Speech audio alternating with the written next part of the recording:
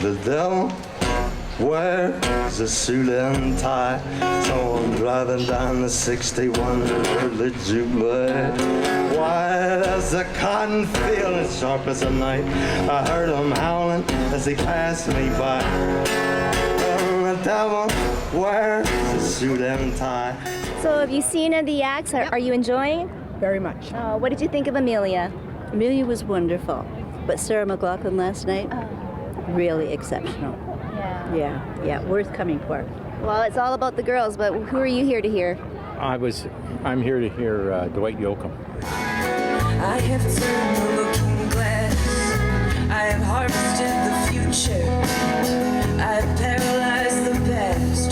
But with one eye closed, I'm folding to a recent memory. How are you enjoying the Interstellar It's good. Yeah. It's good. Hey, it's super fun. Good, yeah. Super fun. Super fun, super laid back. Like Yeah. people are drinking wine, listening to music. It's awesome. Some amazing bands and some great people. And I think that there's a huge pocket of people in this city who love festivals like this, and it's a great opportunity to come out and enjoy some fresh air and some music.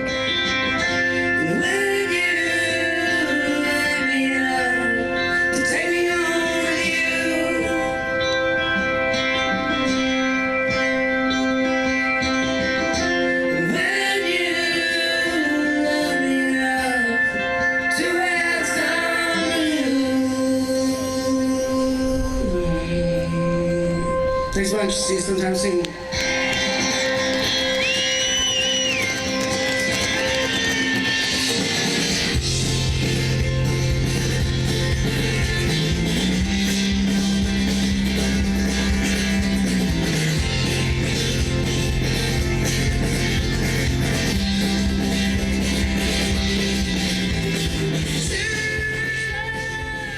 You know what? I'm looking forward to Dwight Yoakam tonight. JD and the Sunshine Band, of course. And the show last night, Sarah McLachlan played with Whitehorse, which is probably like a once-in-a-lifetime opportunity to see, was amazing. Can't even believe it.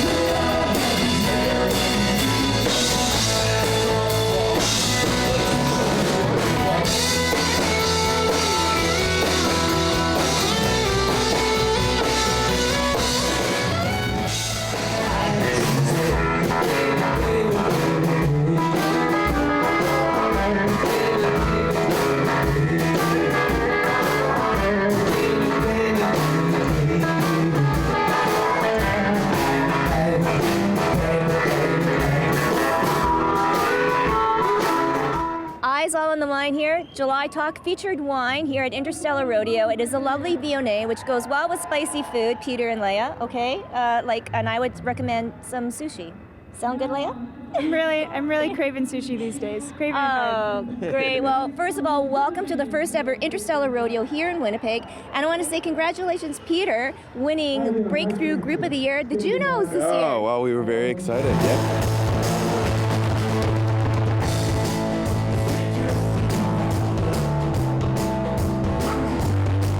Well, it wasn't the same, though, because it wasn't in Winnipeg.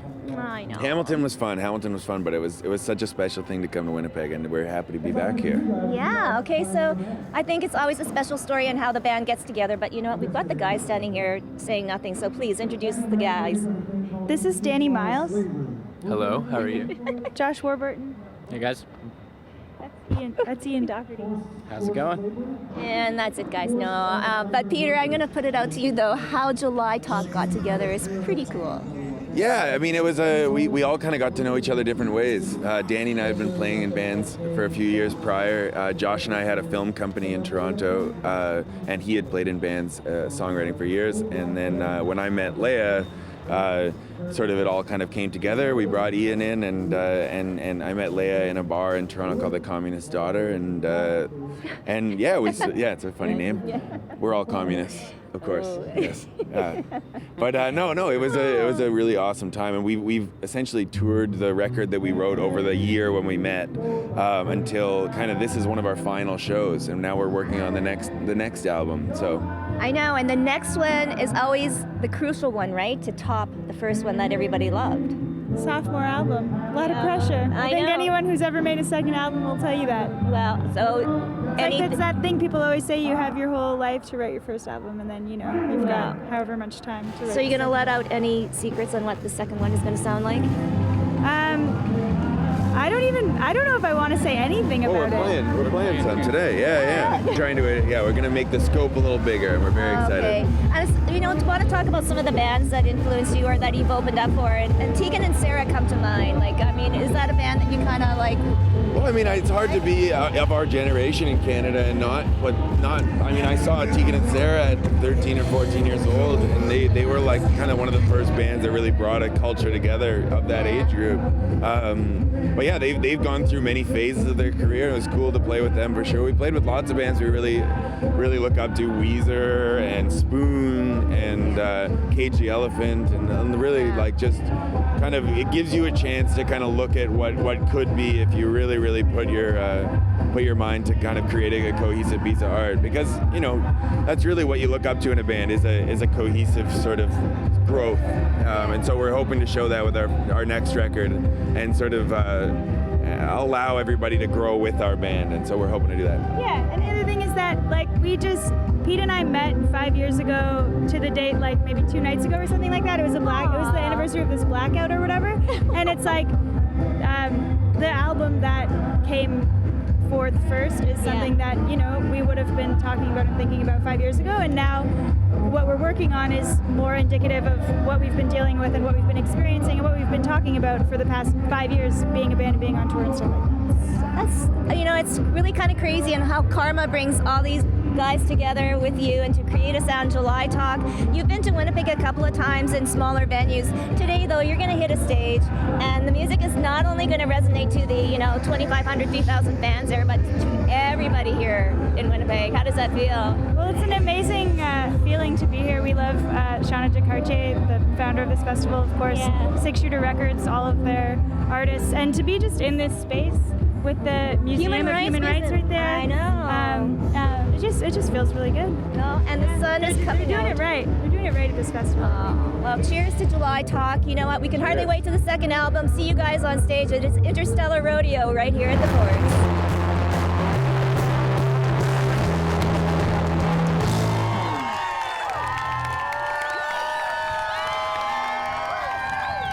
Before I introduce my next interview, 2 years ago, this gentleman came to Shaw TV Studios, and actually it was a Shaw TV cafeteria, and serenaded all the ladies with a little diddly called Riptide on his ukulele. Vance Joy. Yo, it's good to be back. Oh my God, and then we were talking about that song. It was just sort of, getting here to Canada, and you're saying, that song is 3 years old. Yeah, well, it's definitely 3 years old now. It would have been about, So it's opened a lot of doors for me. I've been around the world, and I've played a lot here in Canada, and I've played a lot in America, and it's been really fun.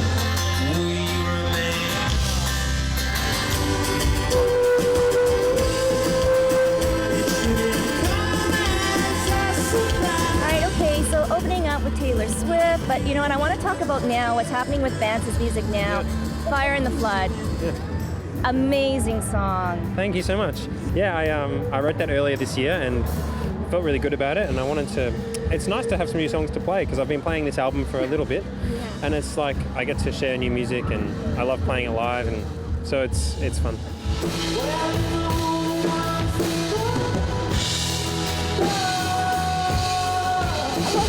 Kind of think about your whole career growth now. I mean, when we first met and we chatted, you're a guy from Australia just trying to get his music out. How have things changed for you now, Vance? You've got a big record company behind you. You've got handlers, as we see here today. Yeah, I think that I am. It's cool. I look out into the crowds, and in Canada, I've had such a great reception to my music, and so I look out into the crowd and I see people singing my songs and my lyrics, and that's cool. And I feel like I'm like, wow, I've released this album and it's made an impression on people, and that's all you could want. How have things changed for you personally? Now, you're a star, or heading that, to be a mega star. I don't know. I don't know how about that. I definitely.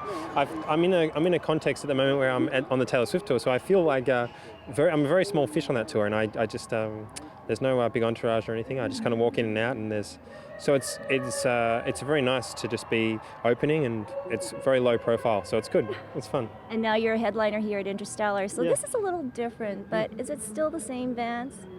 For sure. I mean, the crowds it's always the same when you're playing to a crowd, and you want to do your best, and you want them to have fun, and if you get energy off them, it's like this nice two-way thing. And I like doing this. I like taking a break from the Taylor Swift tour and doing some kind of shows that we get to play a bit longer, and there's going to be hopefully a lot of fans out there. It's good. And I guess bring back memories of Australia too when you're just starting out.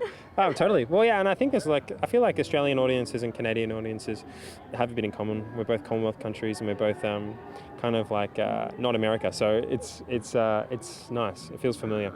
So what can we expect? Some more music coming out soon? I think I'll be touring I think early next year I'll be on another tour, and then after that I might take a break and then try and put together some songs.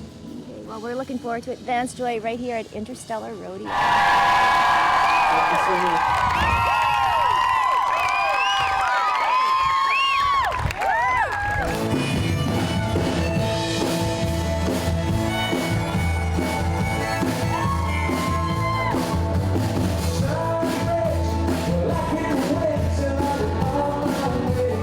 What a way to end Interstellar Rodeo with Blue Rodeo. I've got Basil here, I've got Glenn, and wow, it's, what do you think so far? Oh, it's fun. This is our second time playing the Interstellar Rodeo, and it's been a lovely day. We got to see July Talk. They were fantastic, yes. and it's nice to be here. Oh, well, you know what? You're always welcome here, and so many times, Blue Rodeo plays here, and there's so much talk. But for you, Basil, I mean, being one of the, the founders of the group, does it ever get old for you? No. I kind of feel that every day that I get to go out and make music and play for people and, do this for my living, I truly feel blessed. Last night I did a show with Jim, and we were playing with Canadian legends, the Stampeders. And all he kept saying to me, Rich Dobson kept saying, just take it while it's there, while it's going on, just enjoy it, because you never know when it's going to stop.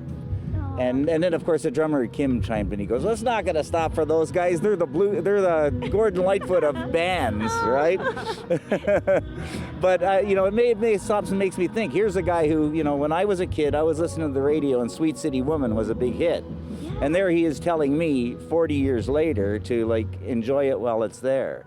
And I think, yeah, he's right, So, no, it doesn't get old. I just feel kind of luckier each year that goes on that I'm still, I still get to do this.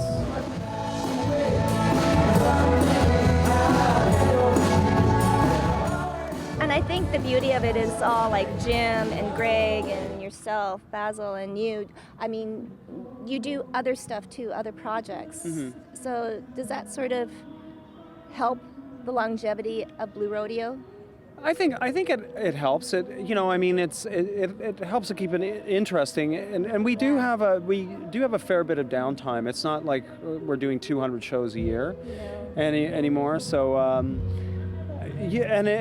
everything that we do outside of the band kind of feeds the band and brings outside ideas into it and helps keep it fresh. And it's always a nice thing to go back to. It's just like coming back, putting on a pair of comfortable shoes. Things have certainly changed in the way people get their music out there. I'm kind of happy that we had already established ourselves before all of this came along, right? Yeah. Before the internet and everything, because it's very confusing in one way as how do you do it now? How do you actually get people to hear your music? Meanwhile, I'm told that there's many other ways, and just what are they? I'm not really sure. But I think that it just makes it harder to navigate the whole field. To think well, okay, we got this band that back when we started, we had a band, and we kind of knew what we had to do for people to hear us. We had to get a following, we had to have good songs, and we had to play the right clubs, and hopefully some record guy would offer us a deal someday. That kind of was the way that everybody went. Well, nowadays it's totally different. Now people make their record before their first gig. You know, people have lots of recording facilities at their disposal before they even, you know, form a band. Really, they go, oh, I've got a studio, I think I'm going to form a band, you know, because I've got you know, a computer allows you to make demos that would be, you know, record quality to some degree back in, you know, the day. I remember when Toronto had one studio in it. A city that size had Sound Canada, and that was it. Jim has his son Devin, you know, rising up the charts, and actually Devin's going to be, you know, here in Winnipeg shortly, and had the pleasure of interviewing him, and he's a very talented young man, but he's bound and determined to make it on his own.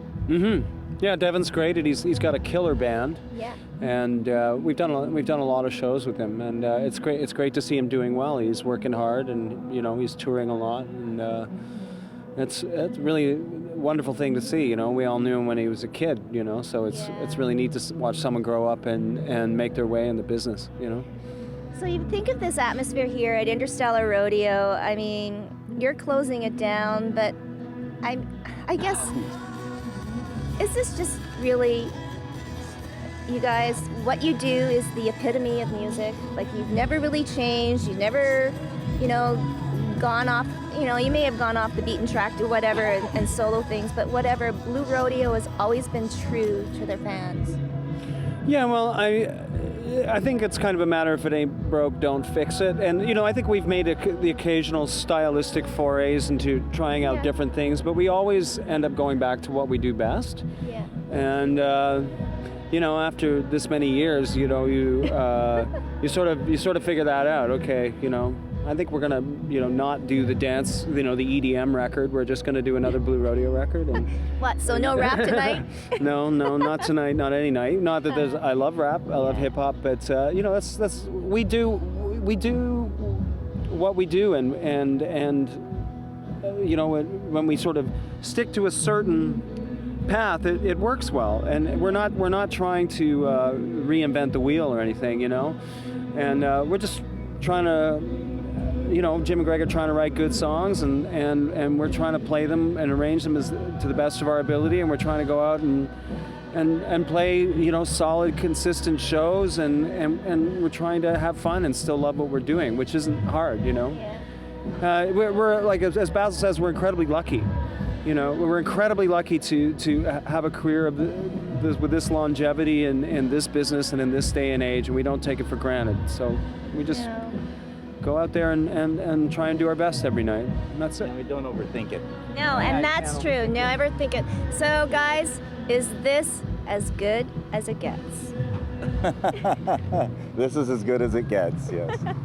I wouldn't know. I mean, it might get better. It might be much better than this, I don't know, but it's pretty good. I'm not complaining. Blue Rodeo, we love them, and we wind up Interstellar Rodeo.